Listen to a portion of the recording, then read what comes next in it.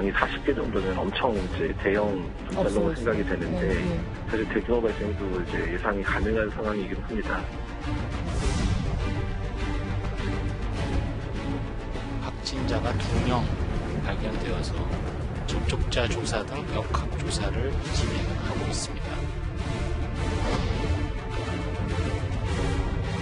회원 명부 자체도 얼마나 정확할까, 카드 결제나 이런 게 안 했을 가능성이 상당히 많거든요.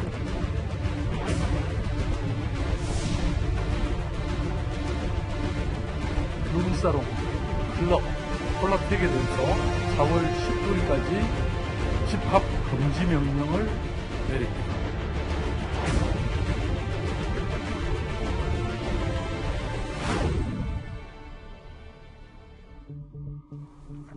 뉴스 탑10이 뽑은 1위 지금 나왔습니다.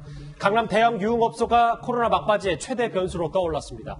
확진 판정을 받았다는 사실이 뒤늦게 알려지면서 또 다른 집단 감염으로 이어지는 않을지 우려가 커지고 있습니다. 강남구에 소재한 유흥업소 종사자 중에 확진자가 2명 발견되어서 접촉자 조사 등 역학 조사를 진행하고 있습니다. 현재 검사한 18명은 모두 음성으로 나와 있는 상태입니다. 참고로 유흥업소 근무자의 접촉자는 직원과 손님 그리고 룸메이트 등 총 118명이라고 볼 수 있습니다. 아직 집단 감염이 이루어지지 않았습니다. 다행히. 그런데 조심스럽게 접근해야 할 부분도 있지만 설 교수님 이 부분인 것 같아요. 결국 전문가 입장에서 봤을 때 이런 유흥업소 터질 게 터졌다는 분위기인 것 같은데요.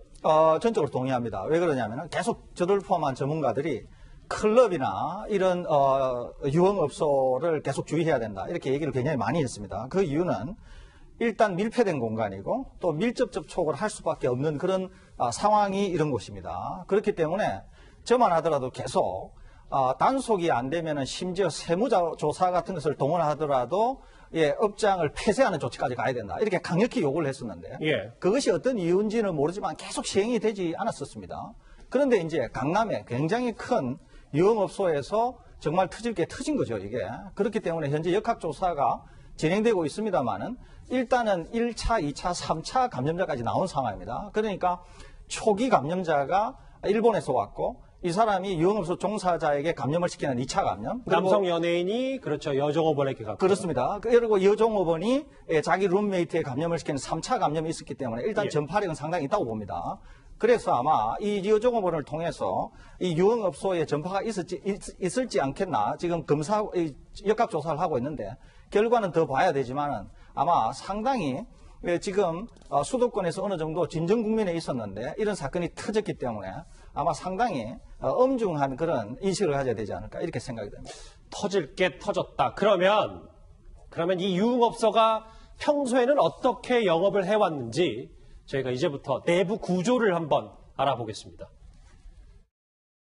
방이 40개 정도면 엄청 이제 대형 분산으로 생각이 되는데 또 여러 방 들어가시면서 서빙도 하고 여러 가지 하고 했을 거여서 만약에 여자 종업원이 증상 있는 상황에서 계속 그 안에 있었다면 사실 대규모 발생도 이제 예상이 가능한 상황이긴 합니다. 장혜철 평론가 저하고 화면 같이 보실게요. 맞아요. 대형 유흥업소라고 한 게 걸맞을 만큼 지하 1, 2층 거의 합쳐 400평 정도 되고 한 6명 정도 들어갈 수 있는 방이 한 40여 개가 된다고 하더라고요. 꽤 큰 규모인 것 같습니다. 여성 종업원만 100여 명이라고 하고 이 확진자 여성이 9시간 동안 근무했을 때 오간 종업원과 직원, 손님을 합하면 500명이 된다고 하잖아요. 그러니까 손에 꼽을 정도로 대형 업소인 셈인데 문제는 지하입니다. 지하 1층, 지하 2층. 당연히 환기가 잘 안 되겠죠. 그러다 보니 이 감염자의 바이러스가 공기 중에 노출이 됐을 때 비말이 바이러스를 통해서 떠다닐 때 이게 환기가 돼서 교체가 되는 것이 아니라 저 지하 안에 쾌쾌한 공기 안에 계속 오래 머무를 수 있는 그런 최적의 환경인 것 같고요. 저 유흥업소에서 사람들이 사회적 거리두기를 지키면서 2m씩 떨어져 앉지는 않을 거잖아요. 아마 매우 밀접하게 접촉된 상태에서 여러 가지 노래도 부르고 이런 활동들을 할 것 같은데 노래 부르다 보면 또 비말이 튀겠죠. 거리가 안 지켜지고 밀접된 상태에서 음주를 같이 하다 보면 또 비말이 섞이겠죠. 그야말로 바이러스가 퍼지기에 최적의 환경을 모두 다 갖추고 있는 그런 장소이기 때문에 당국에서도 촉각을 곤두세우고 있고 밀접 접촉자들의 동선 파악에 그만큼 신경을 쓰고 있는 모양새입니다. 설 교수님, 저희가 계속 강조하지만 걱정이 커서 그런 건지 아직 집단 감염의 사태는 일어나지 않았어요. 다만 여기 방 보시는 것처럼 대체적으로 창문이 없는 걸로 알려져 있고 밀폐된 방, 그리고 다닥다닥 붙어있는 이런 각종 룸들. 그러면 이게 정말 혹자가 얘기하는 제2의 신천지 정도의 수준의 에어로졸도 가능성이 있는 겁니까? 뭐 그거는 좀 더 기다려봐야 될 것 같은데요. 그거는 뭐 예단하기는 어려울 것 같습니다. 근데 이제 중요한 것은 뭐냐면 지금 우리가 알고 있는 게 집단 감염이 전체 감염의 82% 정도가 됩니다. 그러니까 대부분 하나같이 실내를 통한 그런 집단 감염이었다는 것이죠. 그런데 지금 이 유흥업소 같은 경우에는 실내치고도 굉장히 열악한 조건을 갖춘 실내라고 볼 수 있습니다. 노래를 하게 되면 비말이 튈 수 있고 또 마이크라든지 술잔도 뭐 같이 쓸 수도 있는 거고 또 밀접 접촉이나 훨씬 더 친밀한 접촉도 있을 수 있기 때문에 감염이 된다고 하면 상당히 빠르게 순식간에 대량으로 일어날 가능성이 많거든요.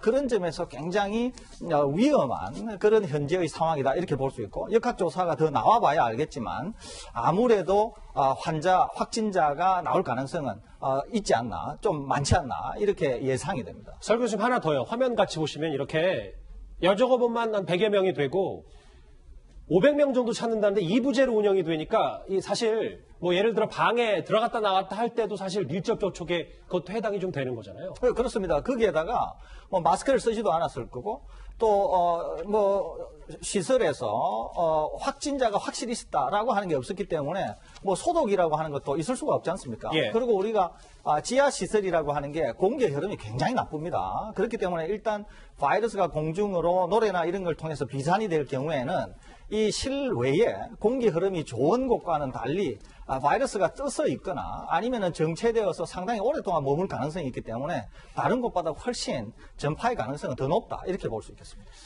이 여성은요, 지난달 27일부터 28일까지 9시간가량 일을 한 뒤에 며칠 뒤에 확진 판정을 받았습니다.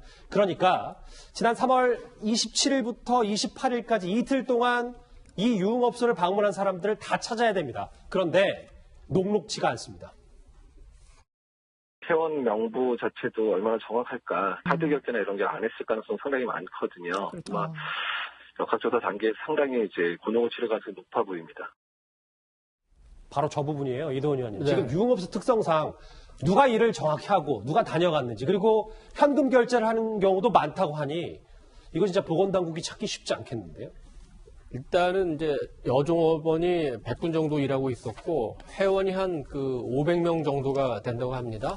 아마도 뭐 일부 연예인이나 유명인사도 있고 또 뭐 IT 기업이라든지 기업에서 일하는 분들도 포함이 되어 있는 것 같은데 일단 회원제니까 회원 명부는 있을 거 아닙니까? 만약에 그게 아주 정확하지는 않더라도 한번 볼 수가 있고 또 여종업원들에게는 급여가 나왔기 때문에 그 명단을 파악하기가 상대적으로 쉬울 겁니다.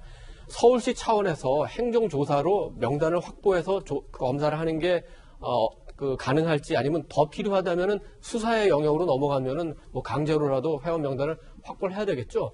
그리고 거기서 일하시던 여종업원 분도 계시지만 거기 이제 회원 아닌 분들도 고객들과 함께 오는 경우도 있지 않습니까? 그런데 술 마시는 것 자체가 뭐 잘못은 아니지 않습니까? 그러니까 숨을 필요가 없을 것 같아요. 본인들이 조사에 적극적으로 협조하는 게, 그렇죠. 본인을 위해서도 또 본인의 가족들을 위해서도 바람직하다, 뭐 이렇게 얘기할 수 있겠습니다. 글쎄요. 근데 일단 아까 제가 접한 보도에 따르면 118명 정도는 지금 음성 판정이 나왔는데 나머지 지금 이 유흥업소를 방문한 인물들을 찾고 있습니다. 그런데 보건당국을 당혹스럽게 한 건 또 하나가 있습니다. 이 여종업원이요. 자신이 유흥업소에 일하고 있다는 사실을 숨긴 것으로 알려지고 있습니다. 이래서 역학조사에 혼선이 빚어졌습니다. 역학조사를 진행하는 과정에서 거짓을 진술하거나 거짓 자료를 제출 또는 고의적으로 사실을 누락한다든지 은폐하는 행위를 해서는 안 되며 이를 어길 시에는 2년 이하의 징역 또는 2천만 원 이하의 벌금에 처해질 수 있다는 점을 말씀드립니다. 하정대 국장, 애초에 시작 단계부터 약간 꼬일 수밖에 없었던 게 본인의 직업을 숨기면서 며칠 정도의 시간이 또 걸렸습니다. 예. 사실 유흥주점에서 일하는데 그거를 과연 역학조사 과정에서 그대로 솔직하게 자기 직업을 드러낼 사람이 얼마나 있을까 이런 생각이 들어요. 그러니까 직업을 프리랜서라고 한 것 같은데 사실은 저분한테 접촉해가지고 저 옮긴 것으로 추정이 되는 그 연예인 같은 경우도 자기 자신을 연예인이라고 얘기한 게 아니고 속였거든요. 거기도 똑같이 아무래도 자영업자라고 이렇게 속인 걸로 보면은 자기 자신의 아마 그 신분이 드러나는 것을 우려해서 그런 거 아닐까 이렇게 생각이 드는데 사실 이런 게 큰 위험한 게 이게 자기 자신이 사실은 음성으로 나올 수도 있어요. 근데 자기가 접촉한 사람을 제대로 파악을 안 하게 되면은 그 사람은 자기가 무증상일 때 전염을 시켜서 사실은 양성이 나올 수도 있는 거거든요. 근데 그 사람들이 다 자기가 아는 지인들이잖아요. 뭐 가족일 수도 있고 친척일 수도 있고 아니면 동료일 수도 있고 뭐 이러기 친구일 수도 있고 그러기 때문에 이 상황이 그냥 단순히 만약에 이걸 거짓말을 고의로 해서 뭐 징역 2년 이하 아니면 2천만 원 벌금에 처할 수 있다. 이것 때문에 위험해서가 아니라 자기 주위의 사람을 더 큰 위험에 빠뜨릴 수도 있다. 그렇기 때문에 이 역학조사관한테는 확실하게 자기 자신을 좀 자기네 동선을 알리고 자기네 직업도 알려주고 자기가 어떻게 했는지를 확실하게 알려주는 것이 좋다는 걸 이번 기회를 통해서 전 국민한테 꼭 제가 강조하고 싶습니다. 근데 장혜철 평론가님, 이 해당 유흥업소 여종업원 감염 경로를 되짚어보면 남성 연예인 만난 다음에 지금 확진이 됐잖아요. 근데 그 남성 연예인도 사실 자가격리를 어긴 상태에서 접촉한 거여서 꽤 비난 수위가 높아지고 있습니다. 그렇죠. 일본에서 귀국했는데 일본이 지금 어떤 상황입니까? 뭐 최근에 아베 총리가 오늘 이제 긴급 명령권까지 발동할 정도이고 이 아이돌 가수가 귀국했을 때도 일본의 상황이 심상치 않았습니다.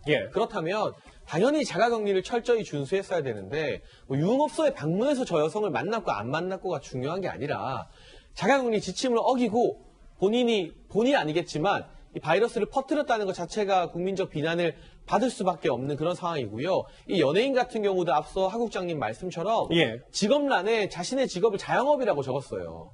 그러면 역학조사에 혼선이 생깁니다. 연예인이라고 적으면 당연히 뭐 매니저도 있고 그러겠죠. 이 주변의 사람들을 상대로 또 다른 역학조사를 해야 되는 건데 자영업이라고 적어버리면 당국에서 뭐 매니저의 존재 유무나 이런 걸 아예 상상을 못 하잖아요. 굉장히 많은 피해와 혼선을 주는 일인 만큼 역학조사 뭐 동선이 공개되는 것들 다소 부담스럽다 할지라도 더 큰 피해를 막기 위해서 솔직하게 임해야만 한다는 말씀을 다시 한번 강조하겠습니다. 이렇게 지금 이 유흥업소발 집단 감염 우려가 조금씩 커지면서 오늘 박원순 서울시장이 앞으로 19일까지 유흥업소 영업 정지라는 초강수를 꺼내들었습니다. 현재 영업 중인 422개의 유흥업소, 즉 룸사롱, 클럽, 콜라텍에 대해서 오늘부터 4월 19일까지 집합 금지 명령을 내립니다. 밀접 접촉이 이루어질 수밖에 없고 7대 방역 수칙 지키기가 사실상 불가능하다는 점이 있습니다. 설 교수님, 아까 이 유흥업소 건 얘기할 때 터질 게 터졌다라고 말씀하셨잖아요. 그러면 지금 이 유흥업소 폐쇄 서울시 조치도 뒤늦은 거라고 보십니까? 상당히 늦어졌다고 보고요. 또 하나는 제가 분명히 지적하고 싶은 것은 당국과 책임 있는 인사들의 다 책임이 있다. 저는 이렇게 생각하고 있습니다. 왜냐하면 전문가들이 계속 폐쇄 조치를 하거나 어떻게 조치를 해야 된다. 그러는데 룸살롱, 콜라텍, 클럽이 계속 성업 중이었습니다. 젊은이들을 모여들고 그런 점에서 책임 있는 인사들이 상당한 책임의식을 느껴야 되고 실제로 책임을 물을 수 있으면 책임을 물어야 된다. 이게 제 기본 입장입니다. 그러니까 뒤늦었다. 그렇습니다. 많이 뒤늦었다라고 보십니다. 아주 많이 뒤늦었습니다. 이도원 의원님, 왜냐하면 아직도 좀 비밀 영업 중인 유흥업소가 있고 이게 19일까지 서울시가 이렇게 칼을 빼들었다고 하더라도 얼마나 또 실효성이 있을지 조금 뒤늦었다는 얘기도 설 교수님이 덧붙여 주셨어요. 그러니까 서울에 그 클럽, 콜라텍, 유흥업소 이런 업소가 전부 2,146개가 있는데 영업을 좀 자제해달라고 권고를 했는데도 영업을 한 곳이 422곳이고 여기에 대해서 이제 강력하게 단속하겠다고 박원순 시장이 얘기를 합니다. 그런데 일부 회원제로 운영되는 유흥업소에서는 뭐 어제 오늘 사이에서도 계속 그 문자로 그 고객을 유치하고 또 회원제가 아닌 곳에서도 계속 그 전단이 그 저녁에 유흥가를 중심으로 뿌려주고 있다고 합니다. 그래서 서울시가 얼마나 강력한 의지를 갖고 실제로 그 단속에 나설지 그걸 한번 뭐 지켜봐야 될 것 같습니다. 뒤늦게 라는 표현이 나온 유흥업소 폐쇄 조치까지 이 강남 대형 유흥업소 발 집단 감염 우려액이 오늘 뉴스탑10 1위로 짚어봤습니다. 다음 주제 여의도 정치권 이슈로 넘어가기 전에 조금 전에 들어온 속보가 있는데 한번 같이 만나보겠습니다. 미래통합당의 김종인 선대위원장이 내일 막말 논란에 대해서 대국민 사과를 할 예정인 것 같습니다. 또 하나 있나요? 막말 논란에 대해서 참담하고 개탄스러운 마음이라고 하는데 관련 속보는 잠시 뒤에 곧바로 이어질 저희 총선 얘기 때 좀 더 심층적으로 짚어보겠습니다.